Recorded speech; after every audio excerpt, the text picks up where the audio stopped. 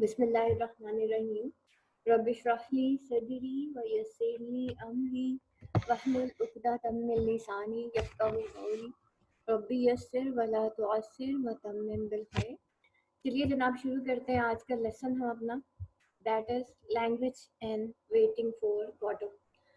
Waiting for Godot में एक question आता है कि इसकी जो लैंग्वेज थी वो जो है एक बहुत ही जैसे कहना चाहिए लिटरेचर से हटके थी। अपने कुछ क्रिटिक्स का ये भी कहना था कि मतलब वो बहुत उसने गिरी हुई लैंग्वेज यूज़ की, लाइक उसने उसके अंदर गालियाँ यूज़ की, उसने अब्यूज़ किया उन लोगों ने एक दूसरे को, फिर एक दूसरे से लड़ते झगड़ते रहे। इसी तरीके से अजीब ट्राइवियल एक्टिविटीज़ में पूरा ड्रामा हमने देखा कि जितने भी कैरेक्टर्स थे वो इसी तरीके से करते रहे। जब आप लोग वेटिंग फॉर गॉडो का टेक्स्ट पढ़ेंगे तो टेक्स्ट में आपको इस तरह की कई वर्ड्स नजर आएंगे जिनका कोई मीनिंग नहीं होगा, वो मीनिंगलेस वर्ड्स होंगे, क्योंकि एक्चुअली वेटिंग फॉर गॉडो की जो थीम है ना वो ही मीनिंगलेसनेस है और नथिंगनेस के ऊपर ये ड्रामा लिखा गया। तो दैट्स वाई उसके अंदर कुछ इस तरह से वर्ड्स यूज हुए हैं जो कि नॉर्मली मतलब उनका मीनिंग नहीं है।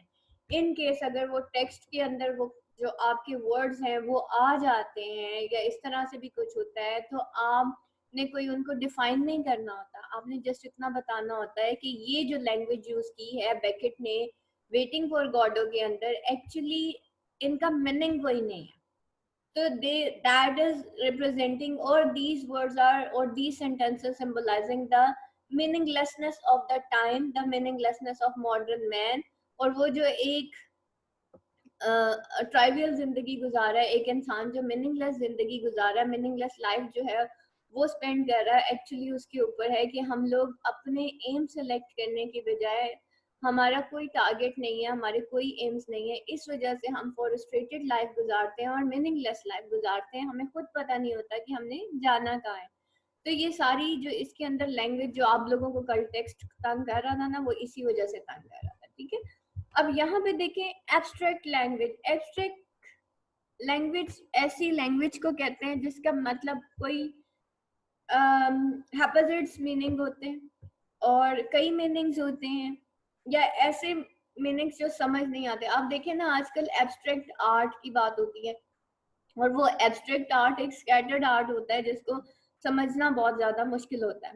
Language is what determines the regulated world, ठीक है।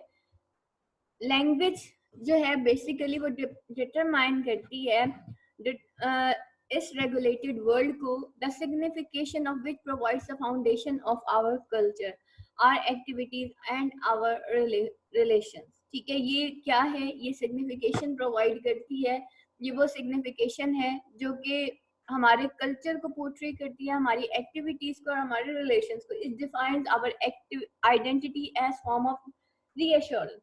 It deals not only with the impossibilities of knowing the motivation of human beings, but also present the problem of communication between human beings. ये ना सिर्फ जो है impossibilities of knowing the motivation के इंसान की जो है impossibilities बताती है knowing the motivation of human being, बल्कि वो जो present problems हैं of communication between human beings उसको भी portray करती है। Speech is undoubtedly the proof of existence as well as a manner of contending solitude and death, and it is man's unique heritage।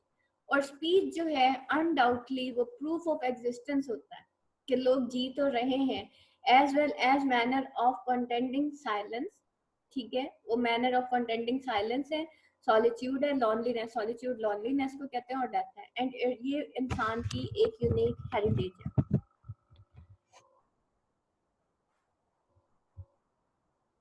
अच्छा, उसके बाद आगे देखें, absurd dramatist use language probes the limitations of language both as means of communication.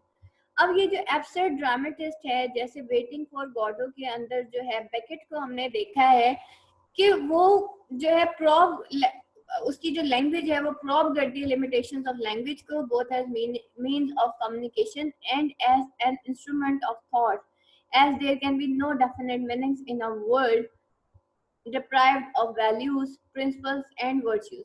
अब यहाँ पे उस language को जो लिमिट कर दिया गया है, आप देखें हम लोग बाज़ औक़ात इतने बिजी होते हैं अपने काम में कि कोई साथ बहन भाई आ जाता है, आपका बच्चा आ जाता है, वो पास आके आपसे पूछता है, कोई क्वेश्चन करता है, लेकिन आप कहीं और खोए हुए होते हैं और आप फौरन से कहते हैं है ना? तो क्या क्यों कहते हैं? क्योंकि हमारा जो ज़हन होता है वो कहीं और होता है। तो यहाँ पे उसने इसी तरह की लैंग्वेज यूज़ की है and as an instrument of thought, कि वो एक्चुअली यहाँ पे लैंग्वेज तो यूज़ हुई है लेकिन लिमिटेड हुई है। वो मीन्स ऑफ कम्युनिकेशन भी है, इंस्ट्रूमेंट ऑफ थॉट भी है, लेकिन वहाँ पे वो कहते हैं कि there is no definite meaning in a world.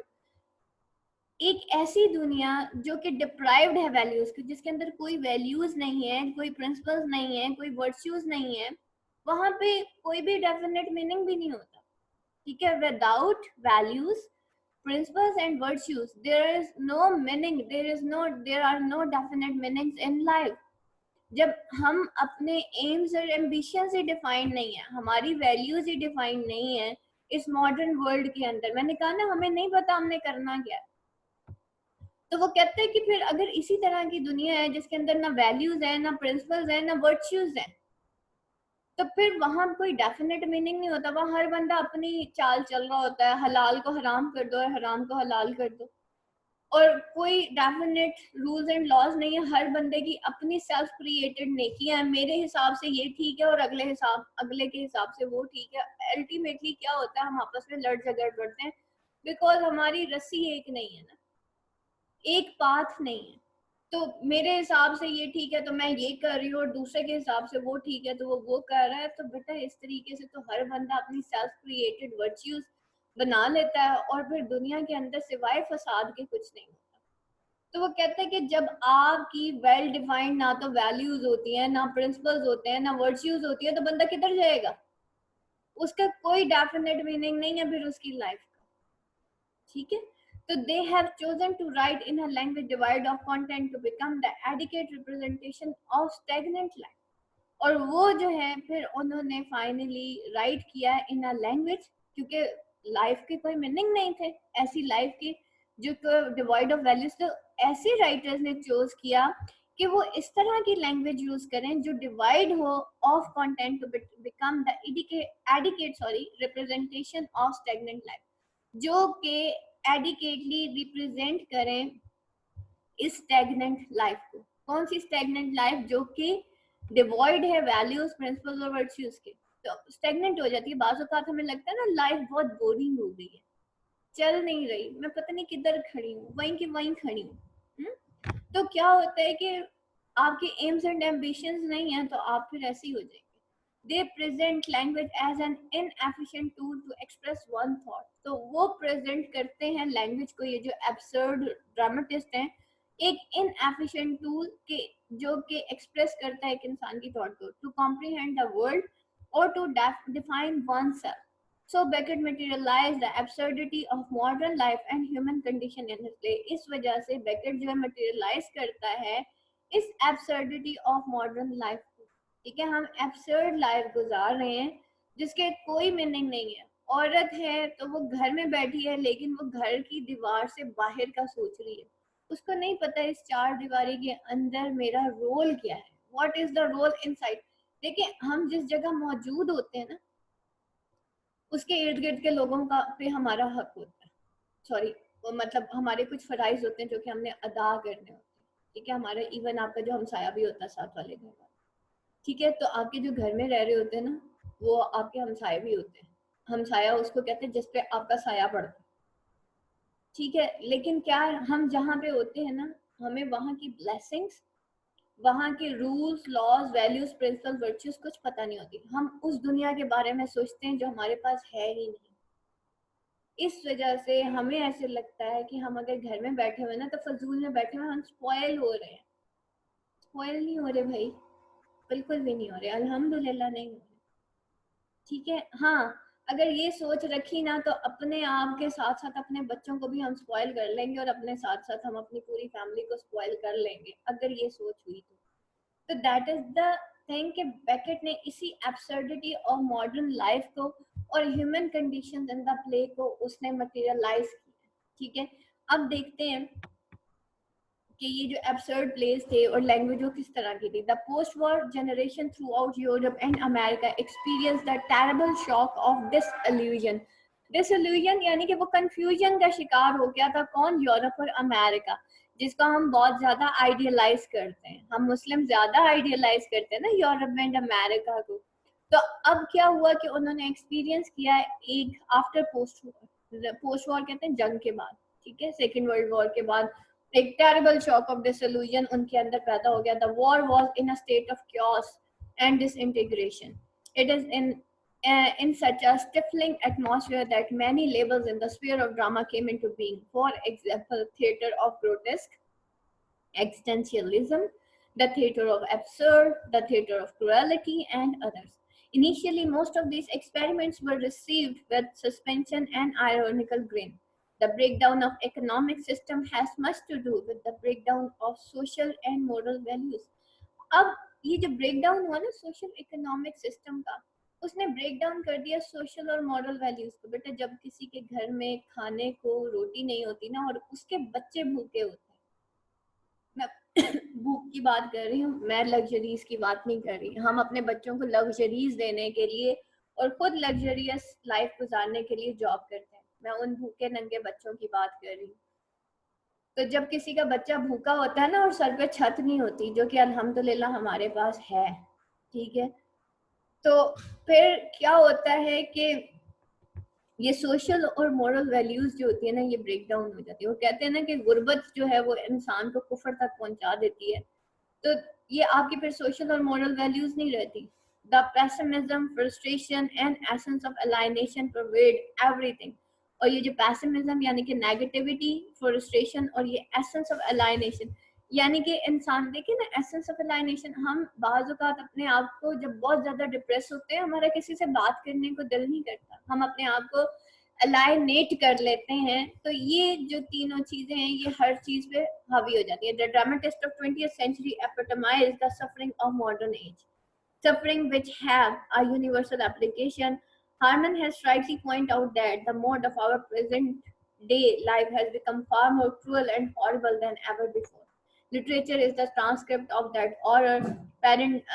Pirandello, an Italian poet, believes that everything is transitory. हर चीज जो है वो ट्रांजिटरी है, हर चीज फानी है। Bertolt Brecht once said that even gods are not immune from evils and corruption. वो कहता है कि इम्यून कहते हैं कि फाइट करना अगेंस्ट, फाइट करना किसी डिजीज के खिलाफ।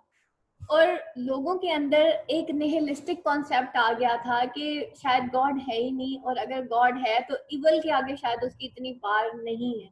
ये निहिलिस्टिक कॉन्सेप्ट, हम भी ऐसे ही हो जाते हैं ना, बाज़ औक़ात हम दुआ मांग रहे होते हैं और हम कहते हैं पता नहीं कबूल होनी भी है कि नहीं होनी, शायद होनी नहीं है, चलो मैं खुद ही कुछ करती हूँ, है ना। तो that is the thing. But told Richard one said that कि गॉड्स जो है वो भी इवल से नहीं बच सकते, ना ही वो करप्शन से बच सकते हैं, वो इम्यून ही नहीं है, ठीक है। वैक्सीनेशन क्यों दी जाती है? ताकि इम्यूनिटी रेज हो जाए, तो यानी कि फाइट करने की जो ताकत है वो। Frederick Lumley says that spiritual is rejected. वो कहता है ये जो स्पिरिचुअलिटी है इसको रिजेक्ट कर दिया गया, and nothing remains but animal motivation, और कुछ भी नहीं रहा, सिर्फ एनिमल मोटिवेशन। देखिए बेटा, if faith goes everything goes, ठीक है, जो मेन थीम है। जब आपके अंदर स्पिरिचुअलिटी नहीं है ना, ईमान नहीं है, फिर आप जानवरों से भी बदतर जिंदगी गुजारेंगे, ठीक है। फिर आप क्या करेंगे, ये एनिमल मोटिवेशंस आ जाएंगी आपके अंदर। एनिमल का काम क्या है? प्लेजर सीकिंग, ठीक है, वो प्लेजर सीकिंग एटीट्यूड होता है। वो कहता है बस मुझे आजाद छोड़ दो। बकरी को देखे ना क्या कहती है, मुझे आजाद छोड़ दो। उसके आगे आप खाना रख दें बकरी के आगे, ठीक है, और अगर आपने उसको नहीं बांधा ना, वो थोड़ा सा खाएगी, बाकी सारा जाया कर देगी। ऐसे ही है ना। तो उस इसलिए उसको बांध के रखना पड़ता है। तो ये एनिमल मोटिवेशन है हमारी, कि बस हमारी ख्वाहिशात ऐसी हैं कि अनरजिस्टेड है, कि अनरिस्ट्रिक्टेड जो है वो हमारी ख्वाहिशात हो जाती हैं कि बस जो सामने नजर आया वो बस मुझे चाहिए। अगर मुझे 50,000 का भी मोबाइल नजर आ गया तो मैंने अगला मोबाइल 70,000 का लेना है, बेशक फिर मुझे पॉकेट मनी जमा करके क्यों ना करना पड़े। आप 50,000 का लें या 70,000 का लें, है फिर भी मोबाइल ही काम, उससे वही करना जो आपने 10,000 के मोबाइल से करना। ठीक है, कपड़ा चाहे आप 5,000 का खरीदे, 10,000 का खरीदे या किसी सेल में से उठा लें, काम वही करता है जो एक 10,000 का कपड़ा करता है। हाँ, आपकी अपनी मेंटल सेटिस्फेक्शन है तो जरूर पैसे खर्च करें, but that is the luxury, that is animal motivation के बस मैं सिर्फ अपने नफ्स के पीछे जी रही हूँ और अंदर कोई स्पिरिचुअलिटी नहीं है। ठीक है, तो जब स्पिरिचुअलिटी नहीं होती, इंसान के अंदर ईमान नहीं होता, तो फिर सब कुछ खत्म हो जाता।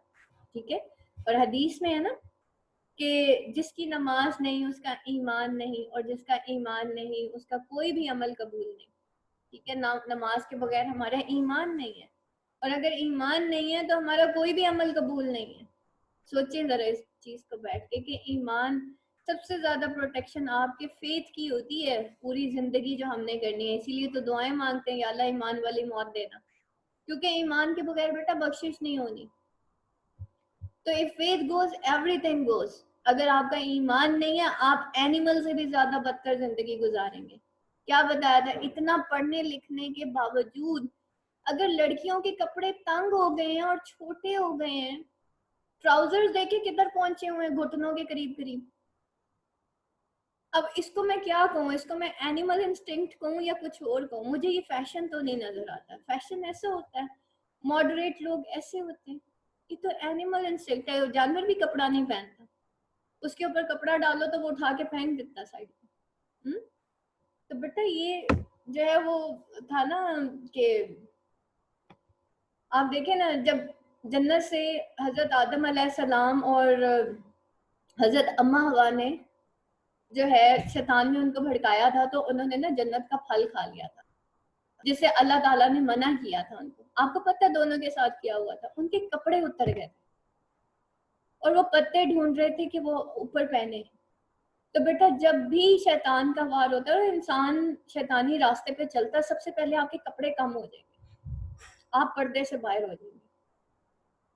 तो बेटा ये पहला वार था शैतान का कि जब इंसान अल्लाह की नाफरमानी करता ना, सबसे पहले वो बेहया होता है। तो नबी पाक सल्लल्लाहु अलैहि वसल्लम ने ये भी कहा कि जो जिसमें हया नहीं, तो वो जो चाहे मर्जी करे। ये बेहयाई है ना कि हम सारी दुनिया को बताते फिरते हैं कि देखो भाई हम कितने गुनाहगार हैं, हम तो नमाज भी नहीं पढ़ते। तो बेहयाई है ना ये।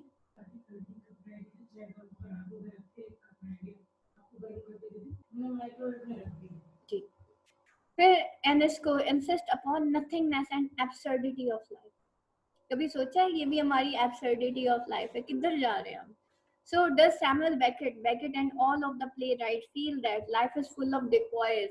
Fail, fortune, success, youth, and love are mere words full of sound and fury signifying nothing. ये fail, fortune, success, youth और love ये mere words हैं, just full of sounds है, और fury signifying nothing। नाम की चीजें हैं भाई, ये कुछ भी सिग्निफाई नहीं करती। We are all alone, we are all alienated, we have lost all the communication with the rest of mankind। हम लॉस कर गए हैं मैनकाइंड से कम्युनिकेशन। दैट्स वाई हमारा जो दिल करता है हम वही करते हैं। जानवर भी तो यही करता है ना, विदाउट एनी रिस्ट्रिक्शन। नहीं पता हमने जाना कहाँ है, बस चलते ही जा रहे हैं। There is hardly any action and dialogue is repetitive and contradictory. Language, like everything else, is capable of giving meaning to an absurd world. In short, language has substantially lost communicability, the essence of language in Waiting for Godot. अब देखते हैं कि ये essence of language Waiting for Godot में कैसा था। Samuel Beckett has chosen to write in a language that always points out that world is absurd and chaotic. That man is alone and despair।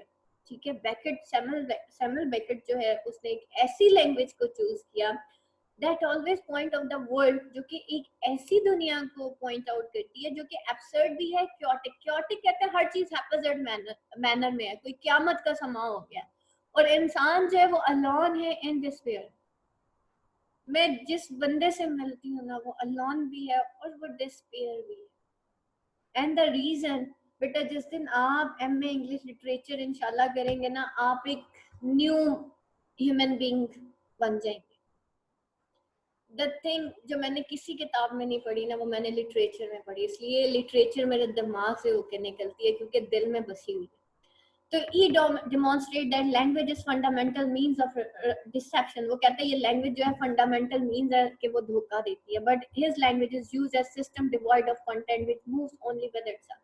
और उसकी language जो है वो किसी भी ऐसे डिवाइड है ऐसे कंटेंट से जो कि सिर्फ अपने आप को बताता है। वो किसी इमेजिनेशन की बात नहीं कर रहा, वो किसी नदी नाले की बात नहीं कर रहा, वो एक रियलिटी की बात कर रहा है, एक रियल वर्ल्ड की बात कर रहा है। Beckett language is mixture of elements rarely found together in the same narrative. It is murky, baffling, circular, contradictory, full of offensive details, furious violence, and sardonic, terrifying insights into meaninglessness of human life. His language is difficult to interpret for its general verbosity by difficulty of words and phrases। उसकी language जो है वो उसको मतलब interpret करना थोड़ा मुश्किल है because of words and phrases। It is serious because it mainly deals with complex and oddly tragic character who cannot reconcile the unreality of seen world with the reality of unseen। उसके जो characters हैं, sorry it is serious क्योंकि वो deal करती है एक complex और oddly tragic characters को जो कि रिकॉन्साइल करते हैं अनरियलिटी ऑफ सीन वर्ल्ड को। जो दुनिया उनको नजर आ रही है और उसकी वो अनरियल है with the reality of unseen. ऐसी चीज जो हमें नजर नहीं आ रही। क्या चीज नजर नहीं आती बेटा हमें? अपने अंदर। कहा था ना हमारा जो सबकॉन्शियस होता है वो क्या होता है? वो हमारे फेथ्स होते हैं, हमारे आइडियाज, हमारी थॉट्स, हमारे प्लान्स, एम्स, ये सारे क्या होते हैं? सबकॉन्शियस होता है। सबकॉन्शियस हमें नजर नहीं आता और कॉन्शियस इज द वर्ल्ड जो हमारे सामने खुली हुई होती है, that is the unreal world. आपका जैसा सबकॉन्शियस होगा ना, आपकी रियल वर्ल्ड वैसी गुजरना शुरू हो जाती है। ठीक है, so language is reduced by Beckett, making it nothing more than a deserted castle whose gaping crags let in the wind and rain. He, however, uses it just like the body and mind of characters, considers it as faulty and inadequate tool. Speech and other mark of man finitude breaks down within the individual.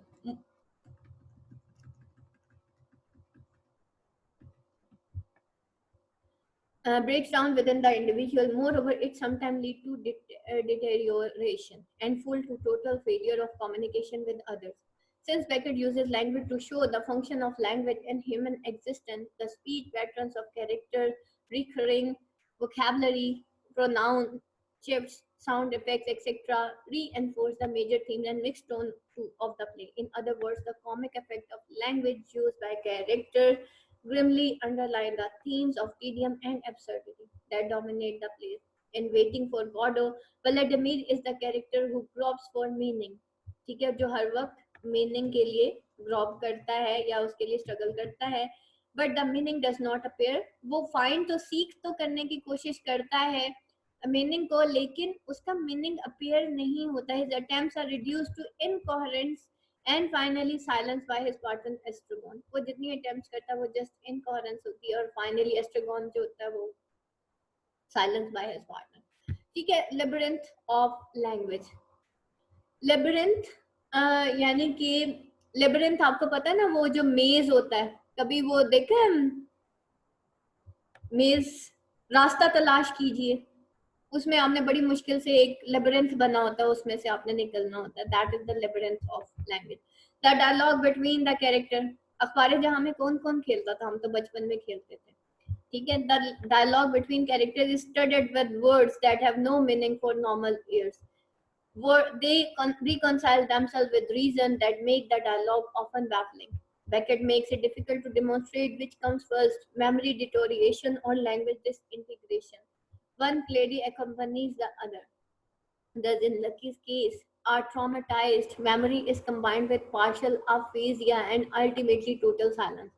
This situation manifests itself in stuttering academia, academy, anthropometric, in stammering, atably, tably, sequi, suit, cure, etc.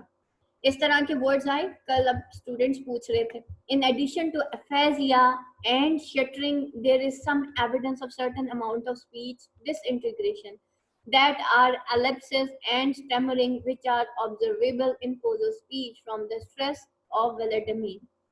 अब ये जो है stammering जो है वो भी observable थी Pozzo की स्पीच में from stress of Vladimir criticism.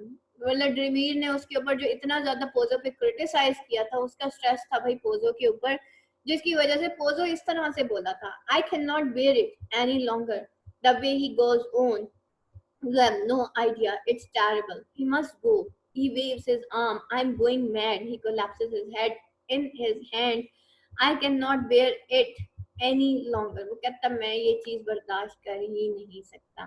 Hesitancy in speech is observable in both Estragon and Vladimir. ठीक है, सबसे पहले हमने स्टैमरिंग देखी, फिर हेजिटेंसी देखी, सॉरी हेजिटेंसी, हेजिटेट करना, ठीक है, हिचकिचाना, तो दोनों तरफ से एस्ट्रागोन और व्लादिमीर। हम आज एक ऐसी दुनिया में रहते हैं जो कि सोफिस्टिकेटेड वर्ल्ड है, जिसके अंदर अगर हमें किसी से बात करनी पड़ती है ना, तो हमें सोफिस्टिकेटेड वे में बात करनी पड़ती है।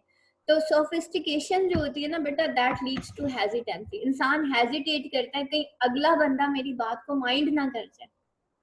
ऐसे ही है, पहले के लोग होते थे सिंपल होते थे, ये एक थप्पड़ मारा कंधे पे और बात शुरू कर दी, है ना।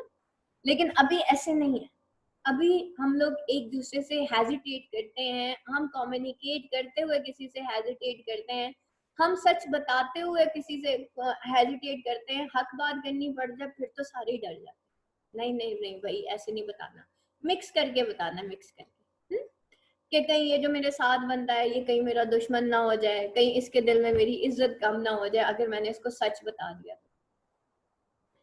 The hesitancy in speech is observable in both Estragon and Vladimir. In the former, this fumbling for words appear to emanate from embarrassment.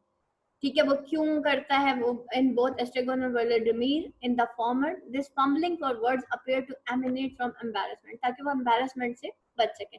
That's to say, you understand the dust, the strain, waiting. I confess, I imagined for a second. Language disintegration, फिर अब क्या third बात क्या हो रही है, next है language disintegration. ठीक है, तोड़ तोड़ के जो इंटीग्रेट करना है, कंबाइन करना। यहाँ पे देखें ये सारी लैंग्वेज क्या हुई है, डिसइंटीग्रेट हुई है। तो language disintegrate such as these on individual level is the sign of general inadequacy of speech to cope with a variety of situations and of in coordination between speech and memory of thought।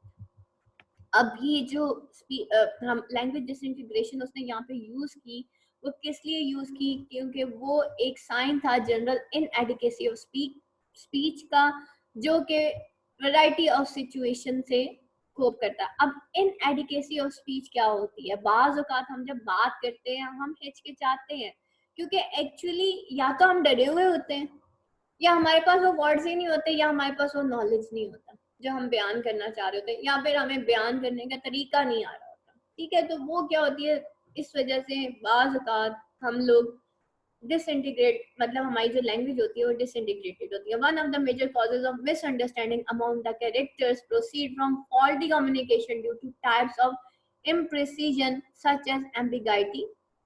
ठीक है, confusion को कहते हैं, misconstruing a question, confusion of sound, etc.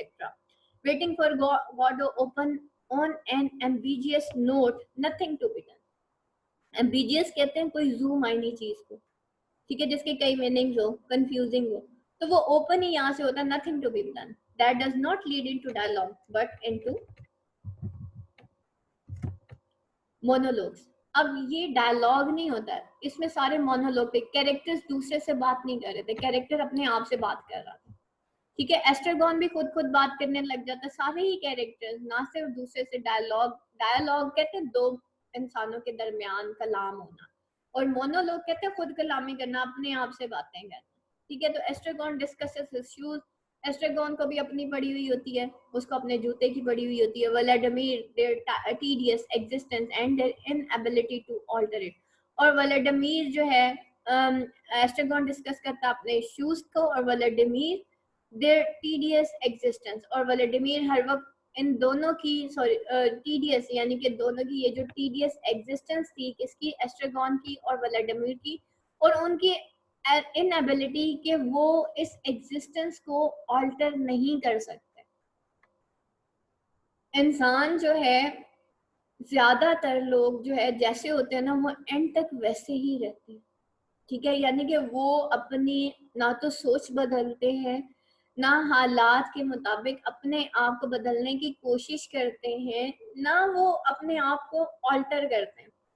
एक लड़की है, वो doctor नहीं बन सकती तो बन सकी, उसकी शादी होगी, वो सारा कुछ छोड़ के बैठ जाती कि नहीं अब कुछ भी नहीं हो सकता, ठीक है। सो मतलब हम लोग देखिए, जिंदगी में कामयाब इंसान वो होता है जो वक्त के साथ साथ अपने आप को बदलता है। अब मैं उस वक्त की ये बात नहीं कर रही कि जी आप बेहया हो जाएं और इस तरह से हो जाएं, आज का फैशन इस तरह का तो मैं भी वैसी हो जाऊं, तो मैं उसकी बात नहीं कर रही, मैं सोच के बदलने की बात कर रही हूँ, ठीक है। अगर बेटा हम लोग अपने, हमारे अंदर एक इनएबिलिटी है ना कि मैं अपने आप को चेंज नहीं कर सकती। शादी से पहले मैं 12 बजे तक सोती थी और शादी के बाद जो है मेरे लिए एक अजाब है अगर मेरी सास ने मुझे कह दिया कि तुम 12 बजे से पहले उठो, तो कितने घरों में सिर्फ इसी बात पे लड़ाई हो। तो क्योंकि हमारी इनएबिलिटी है कि अम्मा ने पहले कभी नहीं उठाया था, अब सास क्यों उठा रही है, तो फिर बेटा एक्चुअली फिर हम जस्ट फॉर स्ट्रेट हो रहे, हमें पता होता है ये गलत है, मैं गलत कर रही हूँ, लेकिन वो हमारे अंदर है ना एक सेल्फ जैसे कहना चाहिए अपने आप को बचाने की कोशिश करना, और एक वर्ड है प्रॉपर जिसे कहते हैं सेल्फ, जहन से निकल गया, खैर। तो ये बेटा हमारे अंदर एक इनएबिलिटी होती है कि हम ना तो सोच और ना ही अपनी हैबिट्स उसको चेंज करते हैं, दैट्स व्हाई डिस्ट्रॉय हो जाते हैं। Again misunderstanding arises from ambiguous syntax when Pozzo ask are you friend. Syntax कहते हैं सेंटेंस की जो ऑर्गेनाइजेशन है कि सेंटेंस ऑर्गेनाइज किस तरीके से हुए हुए हैं, ठीक है। तो Pozzo ask are you friend, Estragon interprets this is to mean are you and Vladimir friend, and Vladimir to explain that Pozo is asking whether Vladimir and friend Estragon are friend of his. Beckett in his use of language revealed the fallibility of language as a medium of the discovery and communication of metaphysical truth. Beckett ने अपनी language के अंदर और क्या use किया, उसने reveal किया फॉलिबिलिटी of language को, कि ये लैंग्वेज को उसने as a medium of discovery और communication of metaphysical truth. Meta mean beyond and physical mean body, यानी कि बियॉन्ड बॉडी जो आपके ट्रुथ्स होते हैं उसने उसको एक्सप्लोर करने की कोशिश की अपनी लैंग्वेज के through. He ensures that his writing remain a constant struggle and a painful wrestling with the spirit of language itself. The themes of waiting for Godot and other plays persist the difficulty of finding meaning in a world subject to incessant change. His use of language probes the limitations of language both as vehicle for the expression of valid statement and instrument of thought or truth. As a result of lack of communication, each man follows his own thought. क्योंकि lack of communication है, हर बंदा अपनी thought खुद ही follow कर रहा होता है। हम लोगों के बारे में खुद ही assume कर लेते हैं, चाहे उनसे बात हो या ना हो, कि ये तो ऐसी है ना। So that is the thing. While the silence and pauses isolate words and phrases and repetition remind us how monotonous, repetitive, and tedious life is. और यहाँ पे क्या है result of lack of communication, कि हर इंसान अपनी ही सोच का महवर बना हुआ है, और जबकि साइलेंस और पॉजेस जो हैं आइसोलेट वर्ड्स एंड फ्रेजेस। बार बार आप देखें टेक्स्ट के अंदर ना, आप जरा आज नोट कीजिएगा, थोड़ी देर बाद लिखा होता है साइलेंस, फिर थोड़ी देर बाद लिखा होगा पॉज। तो ये साइलेंस और पॉज जब टेक्स्ट आएगा बेटा, आपने बताना है कि ये एक्चुअली जो इसने इतने साइलेंस और पॉजेस यूज किए हैं बेकेट ने, वो आइसोलेट करता है वर्ड्स को और फ्रेजेस को, और बेसिकली वो एक आइसोलेटेड वर्ल्ड को, जो एक इंसान जो है उसके अंदर लैक ऑफ कम्युनिकेशन है उसको शो कर रहा है, एक आइसोलेटेड मैन को शो कर रहा है जो कि अपनी ही सोच के गिर्द घूमा हुआ है, और वो थोड़ी थोड़ी देर बाद सोचों में गुम हो जाता है, बात नहीं करते, लैक ऑफ कम्युनिकेशन है। इस वजह से वो जो साइलेंस और पॉजेस आते हैं ना, वो इन चीजों को सिंबलाइज करते हैं। And the repetition remind us how monotonous, और उनकी जो रिपीटेशंस है वर्ड्स और फ्रेजेस की, वो बताते हैं, हमें बताते हैं कि how monotonous, repetitive and tedious life है, कि कितनी मोनोटन मोनोटोनस कहते हैं एक ऐसी लाइफ को जो कि एक जैसी गुजर रही होती है। जैसे मैंने कहा ना, हम ऐसी लाइफ गुजारते हैं जो कि बाज़ औक़ात हम एंड तक चेंज ही नहीं होते।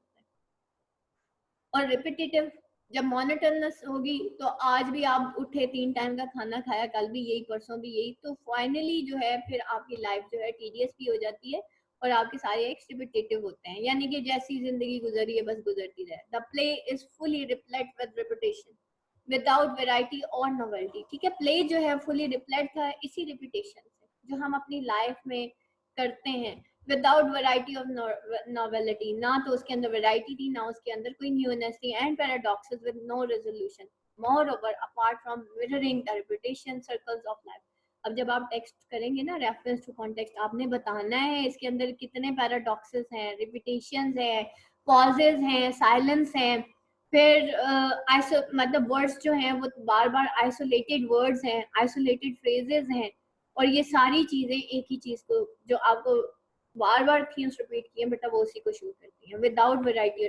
ठीक है, more over, apart from mirroring the repetitious circles of life, so many repetitions in the play were well served the character to busy themselves and pass the painful time less consciously.